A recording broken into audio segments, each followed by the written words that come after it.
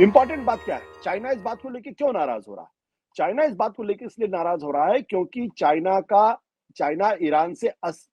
Iran का जो 80% जो ऑयल एक्सपोर्ट ईरान करता है, हम्म। वो चाइना जाता है, वो चीन जाता है। हालांकि वो इतना ज्यादा नहीं है कि चीन के अंदर कोई संकट पैदा हो जाए अगर उस इलाके से या ईरान से अगर उसको ऑयल ना मिले। ऐसा कोई संकट उसके हम्म। पास होने वाला नहीं है, क्योंकि चीन के पास ऑलरेडी 120 दिन का स्टोरेज कैपेसिटी है, जो काफी है उसके पास। और वो जो दुनिया से ऑयल इंपोर्ट करता है, ईरान उसका सिर्फ 15 से 16% के आसपास है। तो बहुत ज्यादा संकट उनके लिए पैदा नहीं होगा। लेकिन ये चीन की अपनी ईगो के लिए इंपॉर्टेंट बात है कि हम्म। अमेरिका की इतनी हिम्मत कैसे हो सकती है को मेरा रास्ता रोक दे वो। हम तुम्हारे इस युद्ध में आपके साथ नहीं है, ना हम इस युद्ध में कोई हम्म। लड़ाई लड़ रहे हैं। हमको जो तेल आ रहा है आप वो आने दीजिए, आप हमारे मामले में अड़ंगा मत लगाइए। तो इसलिए मैंने हम्म। कहा कि आ- ये एक इंटरेस्टिंग बात। दूसरी बात, आशुतोष जी। इस हम्म। इस संकट के समय में दुनिया को ये बात मालूम है कि रूस और चीन, ये दोनों एक दूसरे के कट्टर दोस्त आज की तारीख में हैं। और रूस बिल्कुल। का बहुत बड़ा ऑयल जो है, बहुत बड़ी संख्या में ऑयल, बल्कि ये कह सकते हैं कि अगर भारत एक समय में रूस का जो ऑयल इंपोर्ट होता था, एक्सपोर्ट होता था, अगर वो 40% उसको करता था, तो चाइना 60% उसको इंपोर्ट करता है।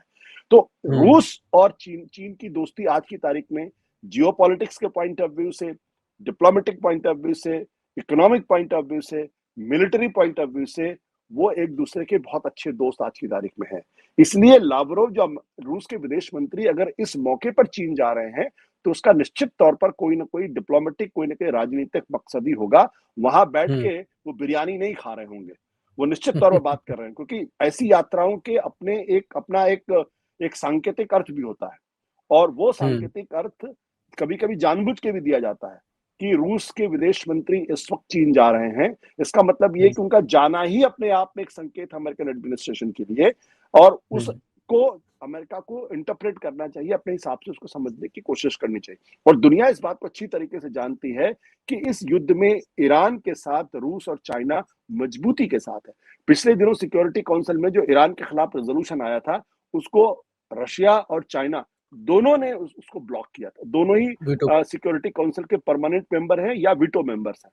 तो इसलिए ये जो पूरी जो यात्रा है, ये यात्रा अपने आप में बहुत इंटरेस्टिंग है और अमेरिकन को संदेश देने की कोशिश है। बिल्कुल। ईरान में जब भी कोई वार्ता हो या कुछ घटनाक्रम हो, ईरान तुरंत पुतिन को कॉल लगा के पूरा समझाता है क्या क्या घटनाक्रम हुआ। और ये भी एक और बड़ी बात है, चीन से भी लगातार संबंध बने हुए हैं। ट्रंप खुद धमकी दे रहे हैं चीन को कि हथियार सप्लाई ना करना ईरान को, नहीं तो 50% लगा दूंगा। चीन वो आदमी है, कहता नहीं नहीं हम तो कुछ कुछ कर ही नहीं रहे, नीचे से सरकाता है, वो अलग रिपोर्टें आती हैं अमेरिकी की खुफिया एजेंसी की। आशुतोष जी, मान लीजिए अगर ट्रंप नहीं माने अपनी सनक में और ईरान ने चाइना ने अटैक कर दिया उनके ऊपर, तो असली जंग जो आप शुरुआत में कह रहे थे वो शुरू हो जाएगी फिर।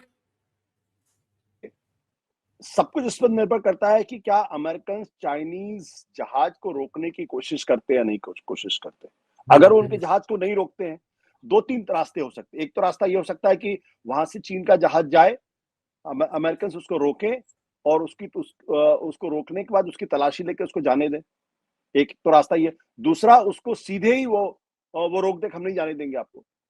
तो हम्म। दोनों ही स्थितियों में चाइना इस बात को पसंद नहीं करेगा। इसलिए मैंने कहा ना कि चाइना के रक्षा मंत्री का बयान उनके विदेश मंत्रालय के बयान से ज्यादा आशुतोष इंपॉर्टेंट जी, है। अगर नहीं रोका चीन का तो छोटे नहीं हो जाएंगे ट्रंप। नहीं नहीं, सवाल छोटे होने का नहीं है। सवाल जो सवाल इस बात का ये है कि फिर उस ब्लॉकेड का कोई अर्थ नहीं रहेगा। हाँ। छोटा तो बात की वही। बात है, उस हाँ। ब्लॉकेड का ही कोई अर्थ नहीं रहेगा।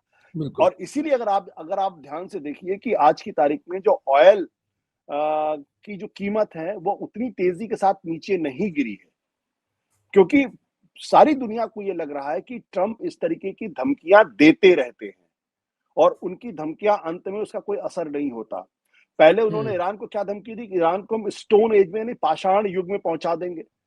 फिर उन्होंने हम्म। क्या कहा कि ईरान की पूरी सभ्यता को इतना मटियामिट कर देंगे फिर दोबारा कभी खड़ा नहीं हो पाएगा। एक रात में। क्या हम्म। क्या अमेरिका ने वैसा कुछ करने की हिमाकत की? वैसा करने की कोई हिमाकत नहीं कि उल्टे बातचीत, सीज फायर हो गया और सीज फायर के बाद वहां बातचीत भी हो गई। अब जो जानकारी मिल रही है वो ये मिल रही है कि दरअसल अमेरिका और ईरान के बीच में दूसरे राउंड की बातचीत के संकेत भी मिल रहे हैं कि दूसरे राउंड की बातचीत भी अगले कुछ दिनों में, अगले कुछ हफ्तों में हो सकती है। लोग कह रहे हैं कि एक थर्सडे तरफ तक आप हो सकती है। ब्लॉकेट जी हाँ, एक तरफ ब्लॉकेट करने की बात करें, दूसरी तरफ संकेत मिल रहे हैं, तो ये बिल्कुल उसी तरीके का है कि एक तरफ आप ईरानी सिविलाइजेशन को खत्म करने की बात कर रहे थे और दूसरी तरफ बातचीत के संकेत भी मिल रहे थे। तो इसलिए ये इसको एक प्रेशर टैक्टिक्स के तौर पर ही देखा जाएगा, ऐसा मेरा मानना है। लेकिन फिर मैंने कहा कि ऐसे वक्त में मामूली सी गलती भी किसी बड़े कोलाहल को जन्म दे सकती है और खतरनाक कोलाहल को जन्म दे सकती है। और क्योंकि जो बात मैं बार-बार कहता रहा हूं कि जो शायद कुछ लोगों को मेरी बात इतनी समझ में नहीं आती है, वो ये कि नेगोशिएशंस में स्टार्ट स्टॉप होता रहता है। तो युद्ध आज की तारीख में रुक गया है। जो बहुत सारे लोग बोल रहे थे कि पाकिस्तान तो कहीं दोगलापन तो नहीं कर रहा है, पाकिस्तान अमेरिका के लिए काम कर रहा है और अमेरिका के लिए उधर से टाइम बाय करने की कोशिश कर रहा है। वैसा तो कुछ नहीं हुआ। 21 घंटे की बातचीत हुई, अमेरिका के उपराष्ट्रपति वहां गए और ईरान की तरफ से स्पीकर गए, दोनों के बीच बातचीत हुई। अब इससे बड़ा सबूत क्या मिल सकता है? अगर इस बातचीत के बाद भी अगर युद्ध होता है, तब तो वो अलग तरीके का प्रश्न खड़ा हो जाता है। इसलिए मैंने कहा कि ये एक तरीके की जिसे कहते हैं एक तरीके के प्रेशर टैक्टिक्स के तौर पर देखा जा रहा है। लोगों को लगता है कि अमेरिका ट्रंप जो है वो शायद अपनी बातों को लेके उतने गंभीर नहीं है, या उनके बयानों की जो गहराई है, वजन है, अब वो कम होता जा रहा है। क्योंकि अगर आप रोज धमकियां देंगे तो फिर लोगों को उस पर यकीन करना थोड़ा सा मुश्किल काम होगा। दूसरी बात जो इंपॉर्टेंट बात यह है वो ये है कि न्यूक्लियर डील को लेके एक खबर आई है।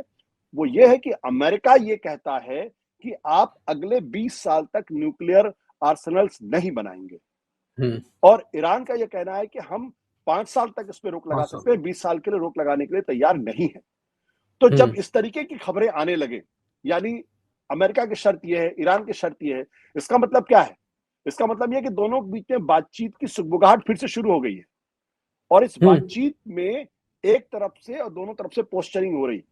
अमेरिका ईरान के ऊपर दबाव बनाने की कोशिश कर रहा है कि अगर आप मेरी डील को नहीं मानोगे तो ब्लॉकेट कर दूंगा।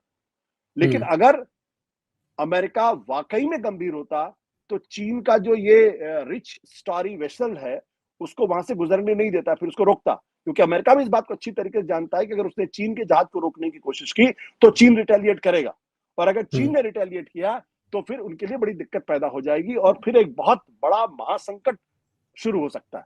इसलिए अभी तक जो बातचीत है उस बातचीत को इस अंदाज से देखना चाहिए कि प्रेशर टैक्टिक्स की जा रही है। लेकिन फिर मैं एक कैविएट लगाता हूं, वो कैविएट ये है कि जब दो महाशक्तियां एक दूसरे के आमने सामने आती हुई दिखाई पड़े तो उसमें मामूली सी गलती भी पूरी दुनिया को तबाही के कगार तक पहुंचा सकती है।